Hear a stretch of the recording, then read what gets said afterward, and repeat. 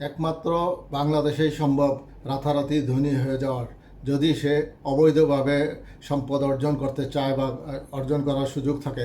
অন্য কোনো দেশে রাতারাতি ধনী হওয়ার নজির নেই। তেমনই একটি তথ্য এসেছে আজকের একটি দৈনিক পত্রিকাতে। সেখানে বলা হয়েছে 24 লক্ষ টাকার গাড়িতে চড়েন পদ্মা অয়েলের কোটিপতি, কিন্তু সে কর্মচারী সেখানকার এবং রাজকীয় জীবনযাপন করেন তিনি। রয়েছে তার কোটি টাকার জায়গা, কোটি কোটি টাকার বাড়ি এবং একটি কমিউনিটি সেন্টার। তার জীবনযাপন একজন সম্পদশালী লোকের মতো, অথচ তিনি চাকরি করেন পদ্মা অয়েল কোম্পানিতে 4র্থ শ্রেণীর কর্মচারী হিসেবে। যাই হোক, 24 লাখ টাকা মূল্যের দামি গাড়িতে চড়েন। সম্পদের মধ্যে রয়েছে কোটি টাকা মূল্যের একটি কমিউনিটি সেন্টার, জমি রয়েছে আরও কোটি টাকার।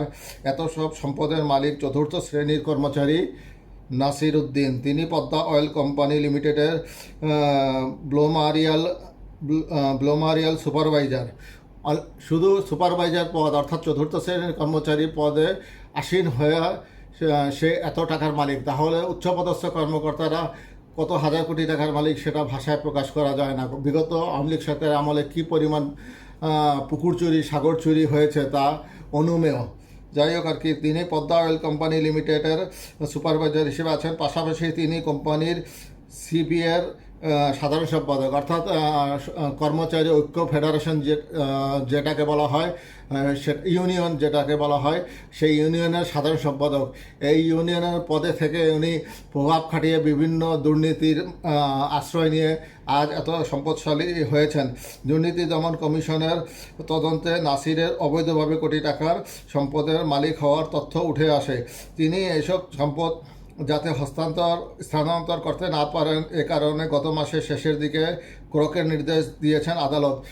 আমার আশ্চর্য লাগে যে দুদক খালি অনুসন্ধানই করে এবং সম্পদ এবং এগুলো জব্দ করার নাটক করে, কিন্তু বাস্তবে কোনোটার ক্ষেত্রে আমরা বাস্তব প্রতিফলন দেখি নাই।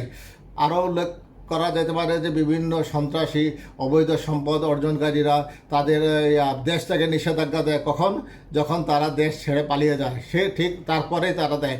অর্থাৎ দুদকের সঙ্গে সেসব দুর্নীতিবাজ, সেসব অবৈধ উপার্জনকারী ব্যক্তিরা, দুর্নীতিবাজ আমলারা সহ যত ব্যক্তিরা রয়েছে, তারা দেশ ত্যাগ করার পরে দুদক বা অন্যান্য সংস্থা তাদের সম্পত্তি জব্দ করার এবং তাদের দেশ থেকে নিষেধাজ্ঞা দেয়। সেটা আমাদেরকে অনেক হতাশ করে। এটা লোক দেখানো, এটা আমরা ভালো করেই বুঝি। দুদকের সঙ্গে সেসব দুর্নীতিবাজদের সঙ্গে একটা ভিতরে আন্ডারস্ট্যান্ডিং রয়েছে, যে আন্ডারস্ট্যান্ডিংয়ের মাধ্যমে তারা সহজেই দেশ ছেড়ে পালিয়ে যায়। আমরা বিগত সরকারের দুর্নীতিবাজ মন্ত্রী, এমপি এবং বিভিন্ন আমলাদেরকে দেখেছি তারা কীভাবে অনায়াসে দেশ ছেড়ে পালিয়ে গেছে।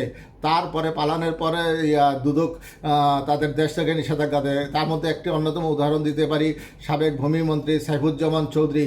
তিনি ইতিমধ্যেই ইংল্যান্ডে বসবাস করছেন, কিন্তু দুদক গতকালকে তার দেশ থেকে নিষেধাজ্ঞা দিয়েছে, তার স্ত্রীর নামে দেশ থেকে নিষেধাজ্ঞা দিয়েছে।